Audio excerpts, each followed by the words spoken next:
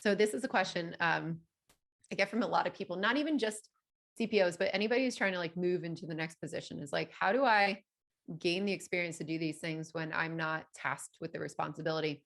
And I actually just interviewed a bunch of my CPO accelerator graduates to talk about it. A lot of them moved recently into the CPO position after they went through it, but their biggest thing is like, do the work. Like even if you don't have the title, do it to show people that you can do it and then get in there. So don't ask for permission. And I think that's really important. We're talking about like leadership here, and leadership means not waiting for somebody to grant you permission to go do the things. It's seeing the gaps, recognizing them, and helping to fill them in a good way. And I'm not saying like take over other people's work or anything like that, but like fill in the gaps, right? Take initiative. And that's huge when it comes into leadership. So I would say like take initiative when you view that there's opportunities in your company, do it, right? Like just try to do that work. I also had some people, one person I know who became a CPO last year. We talked about it. She said like, I would basically do product strategy exercises in my head before I got this position. So I'd look at what we were doing and I'd say, would I do it any differently? I have the numbers, I have the access here. And then you practice that, right? And you can talk about it and you can say, I start to evaluate what worked, what didn't work, right? And it helps you understand like why decisions are made and how you're doing that. So I think that's incredibly important, is like, do that. 2, start to round out skills that you don't have now. Be able to understand the financial impacts of your business. I tell everybody, go meet with the chief financial officer of your company and talk about like the finances that run your business and understand them deeply and understand what they care about when it comes to results for the company. And then try to pull that back in to what you're doing with product. It's a great exercise. Usually the people in the finance team are like super excited to talk to product because nobody comes and talks to them.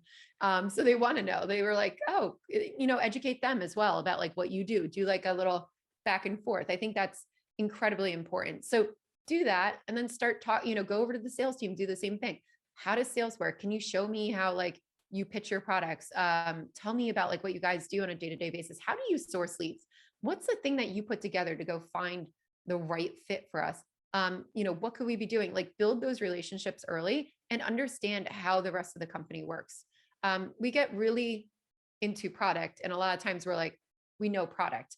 That's not going to set you on the path for a chief product officer. There's a lot of people who came into this role from other disciplines. And I firmly believe that if you're going to be a chief product officer, you need to have some product experience. But these companies sometimes, without me, I'll say I'm not involved in this, but like they hire people into that role from other disciplines, from sales, from other pieces, and they end up as a chief product officer. And people go, why? It's because they understand how the rest of the business works and they took the time to do that. Now, I don't think that's a great fit if they've never done product before, and that's not great, but like that's how they get the roles, is because they can understand how the rest of the business usually works, how they can tie it all back together. And I swear they're talking about the finances, they're talking about the business model and how they move it forward. So you need to be able to do that too. And I will say most companies want somebody with product experience. Like that almost becomes a last resort and they don't know what to do. And that's when they start looking outside of product. This is super amazing. And at the end of the day, we're not thinking about chief product officers as just a product leader. It's definitely a business leader first and product leader as part of it.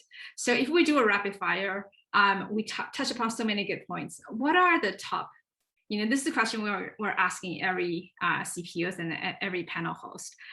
What are the top 3 to 5 takeaways for someone a good CPO to become a great CPO?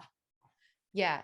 1, the relationships, executive buy-in relationships, really a master of forging those things. I think that's 1. 2, deeply understanding the financials of how your business can actually work and how you tie that back. So the more you understand your business and the business model, the more effective of a CPO you will be. And then 3, I think, a good one.